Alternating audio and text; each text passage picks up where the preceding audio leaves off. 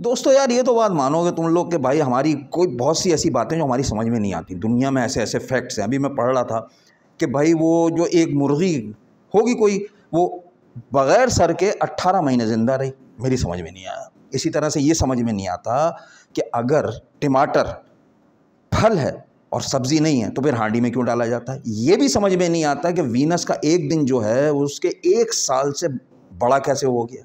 और स्टूडेंट इसलिए भी परेशान है, इस बात पे भी परेशान है कि भाई वीनस जो है वो वाहिद सैयारा है जो कि क्लॉकवाइज घूमता है। भाई इतना बागी क्यों है भाई तू। बिल्कुल इसी तरह से जैसे बहुत सी बातें हमारी समझ में नहीं आती। इन दिनों ये देखने में आ रहा है कि जो स्टॉक है ना, जो कैप्टन है इंग्लैंड का, स्टॉक एंड कंपनी को साजिद खान और नौमान अली जो है वो समझ में नहीं आ रहा। मुल्तान टेस्ट से ये वक्त आ गया है, मुसलसल अपनी विकेटें जो हैं ऐसे दे रहे हैं जैसे किसी कोई दयालु जो है चंदा देता। हाँ, स्टॉक एक्सचेंज बिल्कुल बैठ गया, भट्ट करके बैठ गया। उनकी समझ में ही नहीं आ रहा। वो तैयारी करके आए थे कि भाई शाहीन आफरीदी होगा ज़्यादा से ज़्यादा, नसीम शाह होगा, शादाब को ले लेंगे, फुलाने को ले लेंगे, इनको तो खेल लेंगे, मार मार के फुस भर देंगे। उनको क्या पता था कि पीसीबी क्या सोचे बैठा है।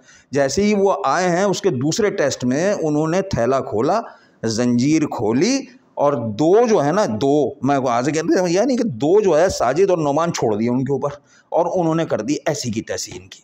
अच्छा, अब समझ में ये नहीं आ रहा कि किस तरह से काबू करेंगे। अभी 2-3 दिन बाकी हैं इस टेस्ट के, देखते हैं क्या होता है। हो सकता है इंग्लैंड उसको कर ले, कवर कर ले, लेकिन हो सकता है भाई पाकिस्तान की कारकर्दगी इतनी अच्छी हो कि वो टेस्ट ही मैच जीत जाए। और हमारी दुआ भी है कि टेस्ट मैच जीते। लेकिन स्टॉक वगैरह जो समझते थे, बल्कि इनके तो बड़े ये समझते थे कि हमारी ज़मीन पर तो सूरज कभी गुरूब ही नहीं होता। अबे भाई, क्रिकेट का सूरज तो तुम्हारा यहाँ आके गुरूब हो गया।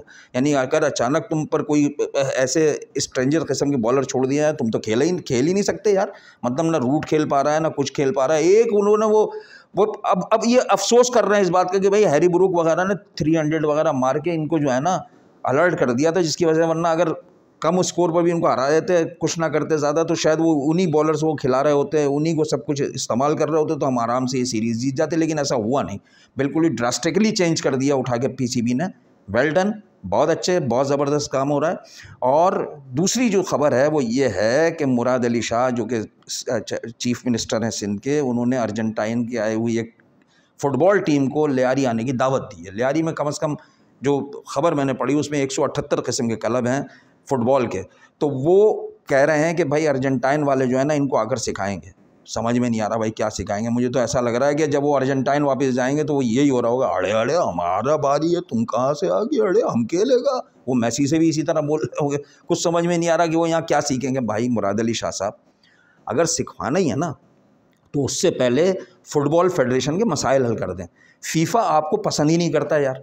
आपके 2-3 पता नहीं कितने धड़े बन गए। फैसल साले हयात का अलग धड़ा है, किसी का अलग धड़ा है, आपस में ही लड़ते हैं, एक दूसरे की शिकायतें करते हैं फीफा को।